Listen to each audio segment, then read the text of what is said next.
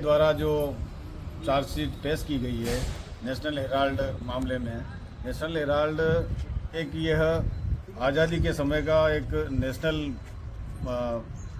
अखबार था और उसका ये जो ऑफिस वगैरह सारी थी, एक समय था तब उस को चलाने में बहुत समस्याएं आ रही थी, कठिनाई आ रही थी, पैसे की कमी होने लगी थी, उनके कर्मचारियों को सैलरी नहीं मिल रही थी। उस सैलरी को देने के लिए कांग्रेस ने उनको लोन, नेशनल हेराल्ड को, उस कंपनी को लोन दिया और उस लोन देकर उनकी सैलरी को दिलाया गया। उस समय से ये पूरा सिस्टम कांग्रेस के सिस्टम में है और इन्होंने पहले भी कई बार आरोप प्रत्यारोप नेशनल हेराल्ड पर लगाए हैं जो झूठे साबित हुए हैं। फिर भी बंगाल चुनाव को लेकर और इन भारत में बहुत सारे चुनाव हैं, राजस्थान में चुनाव हैं, अभी पंचायती राज के, गुजरात में चुनाव है। इन सारे चुनावों को टारगेट करने के लिए, जनता को भ्रमित करने के लिए केंद्र सरकार इस तरह का घिनौनी हरकत कर रही है। उसको बड़े दुख का विषय है, बीजेपी सरकार के खिलाफ बड़े दुख का विषय है कि जब जब देश के अंदर चुनाव आते हैं, मोदी सरकार बेरोजगारों के लिए, गरीबों के लिए, किसी धर्म जाति के लिए बोलने के बजाय ये लोग राहुल गांधी और सोनिया जी पर सीधा आक्रमण करते हैं, जो सरासर गलत है। आज हम सब जने यहाँ पर धरना देकर के और फिर ज्ञापन देने के लिए भी जाएंगे। शर्म आनी चाहिए इन लोगों को कि देश के इस शीर्ष जगह पर बैठ करके, शीर्ष नेतृत्व पर बैठ करके और इस तरह की हरकत कर रहे हैं, जबकि ईडी ने पहले भी पूछताछ कर चुके और क्लीन चिट भी हो चुकी है। पूर्व में भी हमारे राजीव गांधी पर इस तरह से इन्होंने आक्षेप लगाया और वो निर्दोष साबित हुए और आज भी यही स्थिति है देश के अंदर। मैं यूँ कहना चाहूँगा कि इस तरह की हरकतें न करते हुए देश में अमन चैन बरकरार रहे और शालीनतापूर्वक चुनाव हो, शालीनतापूर्वक देश चले, इस टाइप की भावना होनी चाहिए। आपने कल परसों देखा होगा कि इनसे गोवंश नहीं संभला जा रहा है। आज हमारे राज्य के अंदर से 72 गाड़ियां जा रही है। इनका राज होते हुए कल मैसेज चल रहे थे कि ज्ञापन देने के लिए जाएंगे। इनका ही राज और यही लोग ज्ञापन दे रहे हैं। इनसे नेतृत्व हो नहीं पा रहा है। ये विपक्ष में बैठने के काबिल लोग हैं और इनको बहुत जल्द ये जनता उखाड़ कर फेंक देगी और देश में अमन चैन। अभी धरना प्रदर्शन करते हैं, बाकी उसके बाद तो 5 साल तक सोए रहते हैं।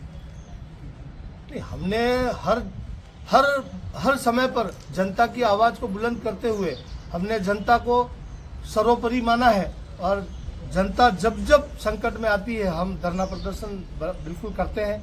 ये किसने कह दिया? नगर परिषद के चुनाव इसीलिए आप धरना प्रदर्शन कर रहे हैं ऐसे? नगर परिषद के चुनाव तो दुनिया जान रही है, जितना विकास हुआ है इनके ऊपर से पीरजी भी उतर के आ जाएंगे। नगर पालिका में, नगर परिषद में ये लोग बोर्ड नहीं बना सकते, क्योंकि आपने पूर्व में भी वीडियो देखे होंगे कि 30 साल तक जब इन्होंने राज किया तो अगले 30 साल तक ब्रेक वैसे भी नहीं लगने वाला है। कांग्रेस का बोर्ड यदा कदा परमानेंट बनता रहेगा और जितने हमारे मैनिफेस्टो में जो काम थे उससे डबल काम हमने करके दे दिए हैं। सालूमर की जनता इतनी भी भांग पी के नहीं सोई हुई है कि उनको पता नहीं है कि क्या हो रहा है और क्या नहीं हो रहा है। अभी आपने कहा कि गोवंश के खिलाफ सरकार अभी खुद की है और गोवंश के ऊपर कुछ भी नहीं कर पा रहे हैं, जो ट्रकें खाली हुई हैं बांसवाड़ा में, तो क्या कांग्रेस पार्टी इसके लिए धरना प्रदर्शन नहीं कर सकती है? कांग्रेस के लोगों ने ही वहां पर रोका है और कांग्रेस के लोगों ने ही आसपुर में रोका।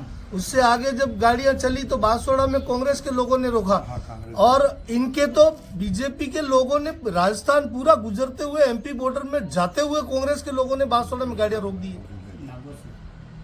आप खुद सोचे इनका मुख्यमंत्री किस नींद में सोया हो, इसको पता ही नहीं है। या तो बहुत बड़ा कोई स्कैंडल है जो 72 गाड़ियां बिल्कुल एसपी और डीजी के एस्कॉर्ट में ये लोग गोवंश लेकर के जा रहे हैं और पूरा जाब्ता लगा हुआ है। ये क्या तरीका, मतलब कोई जवाब देने के लिए तैयार नहीं है।